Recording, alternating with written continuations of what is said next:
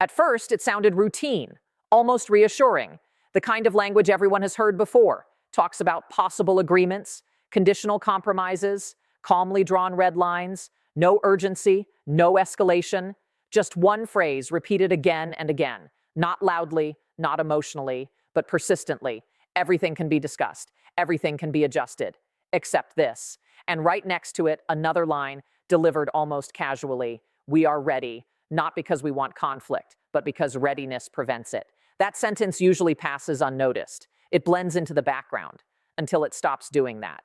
Because what makes moments like this dangerous isn't what leaders say. It's what they no longer bother to deny. When statements that once sounded defensive start sounding procedural. When diplomacy is no longer framed as hope, but as one option among several. And when respect and force are mentioned in the same breath, as if they belong to the same toolkit, it sounds balanced, rational, even boring. And that's exactly when systems tend to shift. While attention stays fixed on negotiations, enrichment levels, deadlines, and ultimatums, something else is happening in parallel. A conversation that rarely appears in official summaries, a conversation about depth, about distance, about how far something can be buried before it stops being a target and becomes part of the terrain itself. This is usually where planners stop talking publicly, not because they don't understand what's happening, but because acknowledging it would instantly change the rules of the discussion. There comes a point where deterrence is no longer about threatening retaliation. It becomes about making retaliation irrelevant, where the question is no longer who strikes first, but whether striking first still changes the outcome. That transition doesn't happen overnight. It happens quietly, layer by layer, tunnel by tunnel, chamber by chamber. Reinforced rock, redundant access, silence. On paper, it's engineering. Officially, it's protection. In reality, it rewrites assumptions entire military doctrines were built on. And yet, the rhetoric remains restrained.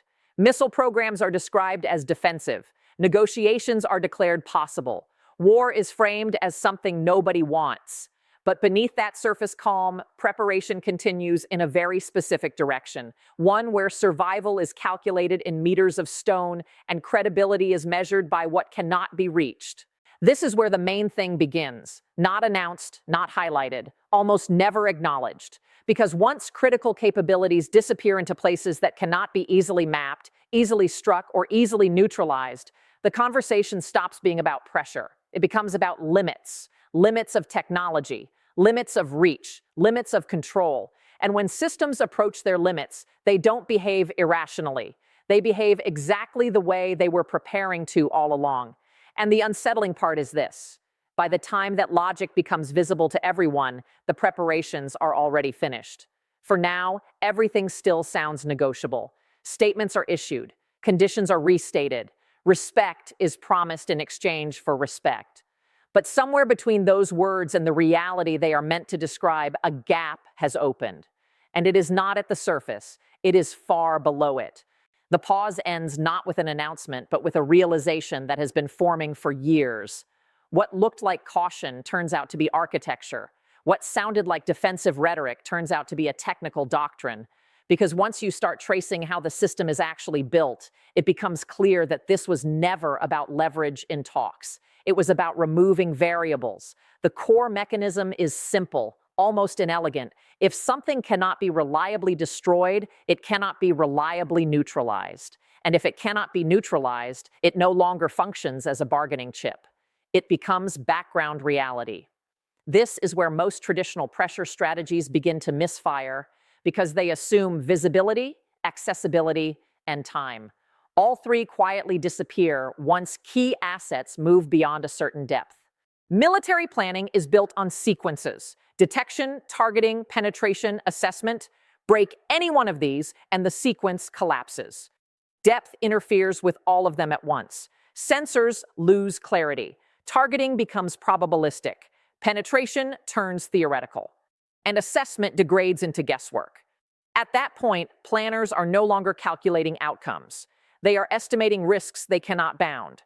What matters here is not a single installation, but the logic of replication. When protective depth is no longer an exception but a standard, destruction becomes a statistical problem instead of an operational one. You are no longer asking how to destroy a facility. You're asking how many you can miss before the entire campaign loses meaning. And that is not a question air power was designed to answer. The system reinforces itself through redundancy, multiple access points that do not converge, distributed launch readiness that does not require movement, automation that removes preparation time from the equation. Once that structure is in place, preemption loses its advantage. There is no decisive first strike when the second strike is already waiting, powered, connected, and sealed behind rock. This is where deterrence quietly mutates.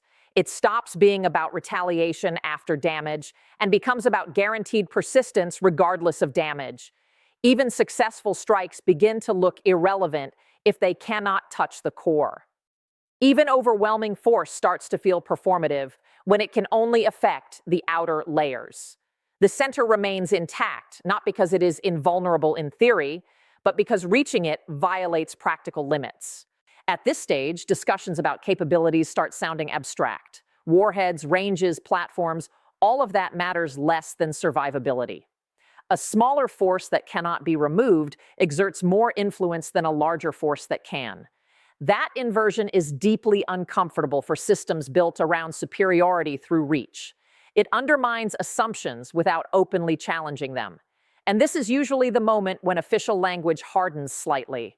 Not into threats, but into warnings. Not into ultimatums, but into conditions framed as unavoidable. Because when planners privately accept that certain assets cannot be eliminated with existing tools, the entire strategic conversation shifts. The question is no longer how to stop escalation. It becomes whether escalation still serves any purpose.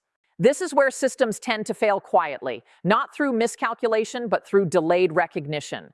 When one side adapts its structure faster than the other adapts its thinking, tension accumulates without release. Everything still appears stable on the surface, but underneath, the mechanics have already changed. And the consequences of that change are no longer theoretical. They are simply waiting for the next trigger. Now the consequences stop being abstract and begin to press outward, not as explosions, not as sudden collapses, but as a narrowing of choices. When survivability becomes asymmetric, restraint stops being a shared value and turns into a unilateral burden. One side preserves options by making them unreachable. The other preserves stability by pretending those options still sit on the table. What this produces first is not war, but distortion. Plans that rely on early neutralization no longer work. Timelines stretch, then break. Confidence in clean outcomes erodes. Decision makers are forced to choose between escalation paths they were never meant to face simultaneously.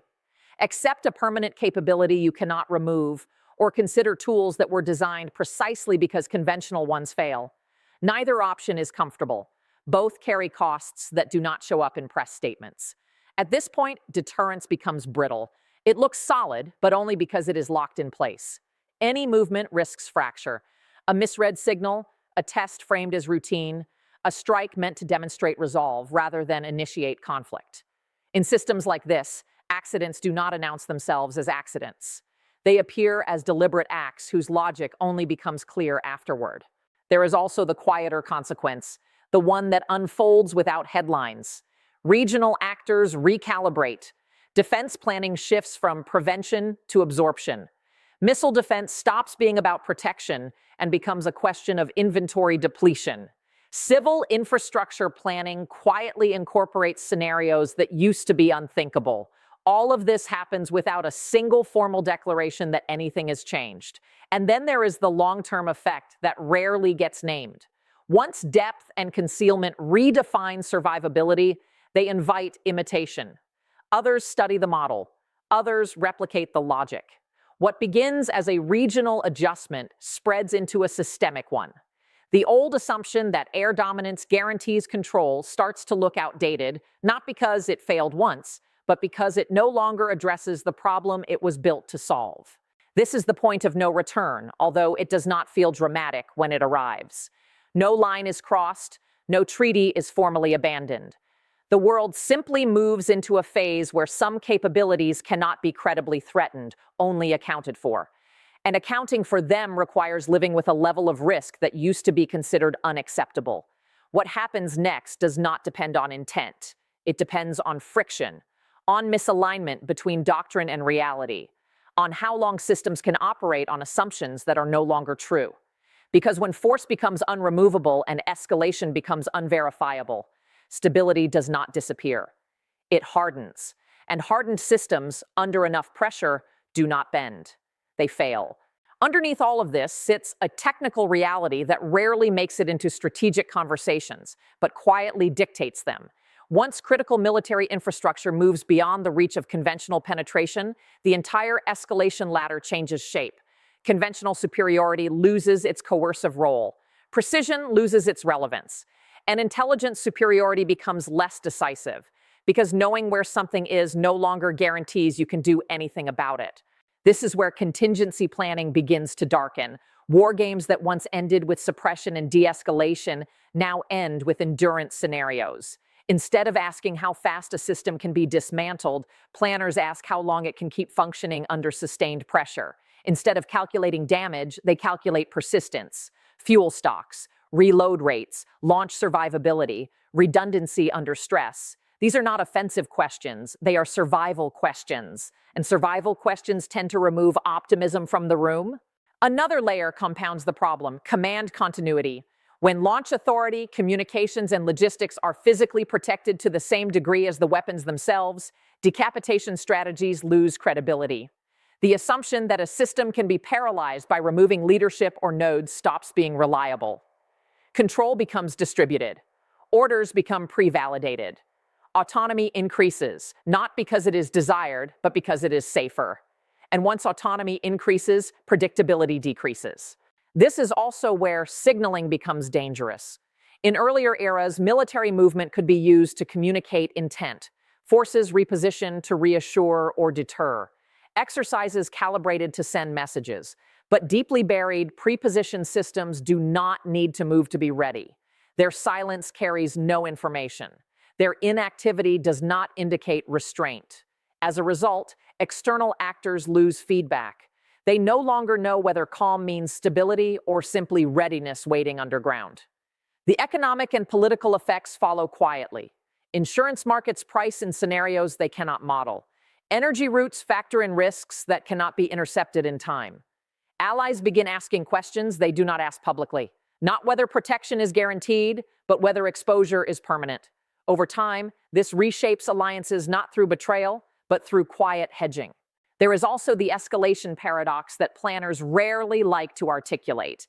When conventional options lose effectiveness, the relative weight of extreme options increases, not because they are preferred, but because they remain the only ones that promise certainty. This does not mean they will be used, but their mere re-entry into serious calculation changes behavior. Thresholds blur, red lines lose clarity. The space between deterrence and catastrophe narrows, even if nobody intends to step across it. What makes this phase especially unstable is that it can last for years without visible crisis. Nothing has to happen for pressure to accumulate. Systems simply operate closer to their limits, relying on discipline, communication, and restraint to compensate for structural imbalance. History shows that such periods feel stable right up until they are not.